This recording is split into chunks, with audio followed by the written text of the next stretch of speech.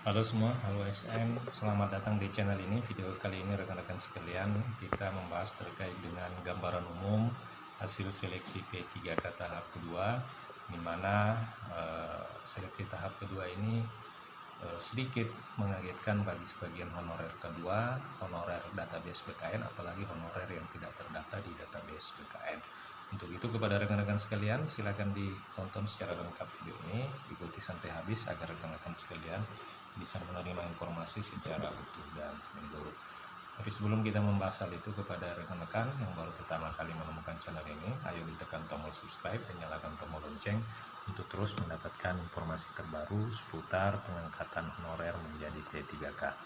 Rekan-rekan sekalian, diketahui bersama sudah ada beberapa instansi daerah yang sudah mengumumkan seleksi P3K tahap kedua, dan sangat miris sekali bahwa seleksi P3K tahap kedua ini kondisinya sangat miris, terutama bagi honorer K2 dan honorer database BKN, lebih-lebih bagi honorer yang tidak terdata di database BKN.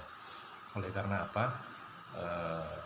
Banyak daerah yang hanya menyediakan sangat sedikit formasi yang diperebutkan oleh ratusan para tenaga honorer. Nah, rekan-rekan sekalian, perlu diketahui bahwa untuk penentuan kelulusan P3K tahap kedua ini tetap menggunakan sistem perankingan berdasar urutan pelamar prioritas. Ya, untuk urutan pelamar prioritas itu secara berurutan adalah pelamar kategori 2, kemudian pelamar yang telah terdata di database BKN, R3B, dan R4. Nah, berapapun nilai tes kompetensi yang diperoleh jika rekan-rekan masuk pada kategori pelamar prioritas pertama, maka pada tabel perankingan kelulusan tetap berada di nomor urutan paling atas. Nah, inilah urutan dan mekanisme penentuan kelulusan pada seleksi P3K tahap kedua ini. Nah, pelamar kategori R4 meskipun perolehan nilai seleksi kompetensinya tertinggi, akan tetapi tetap saja sangat sulit mendapatkan kelulusan atau mendapatkan kode lulus karena berada pada di posisi bawah tabel perankingan. Perlu diketahui rekan-rekan sekalian bahwa pada seleksi P3K tahap kedua ini tidak menggunakan sistem passing grade atau nilai ambang batas, akan tetapi menggunakan sistem prioritas. Bagi rekan-rekan yang ingin melihat secara detail pengumuman kelulusan P3K tahap kedua, itu bisa mengunjungi portal resmi dari masing-masing pemerintah daerah atau badan kepegawaian daerah.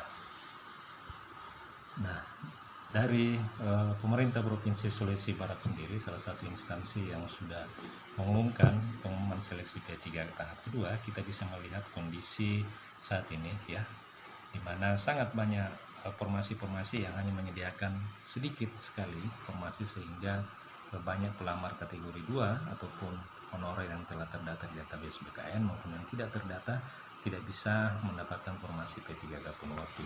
Sebagai contoh, untuk jabatan pengendali organisme, di mana formasi yang disediakan itu hanya satu kursi, sementara yang jumlah yang melamar sebanyak 83. Adapun pelamar yang berstatus K2 dari 83 orang adalah 13 orang, hanya memperebutkan satu formasi saja.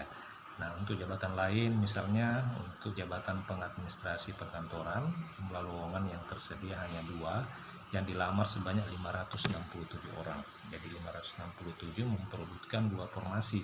Dari 567 ini terdapat 137 honorer yang berstatus K2, sehingga sisanya terbanyak R3 disusul R4 yang punya nasib sama dengan 135 K2 yang tidak kebagian formasi karena hanya 2 K2 yang mendapatkan kode lulus. Fenomena yang sama juga terjadi pada jabatan pengadministrasi perkantoran di dinas lain, di mana hanya ada satu lowongan formasi, sedangkan jumlah peserta 131 orang, yang 30 diantaranya berkode R2, sisanya R3, R3B, dan R4.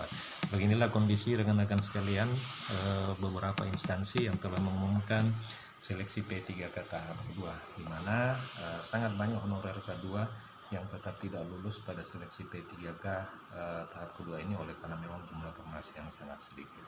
Demikian info kali ini. Jika ada pertanyaan dan tanggapan, silakan tuliskan di kolom komentar video ini. Terima kasih, sampai jumpa di video berikutnya.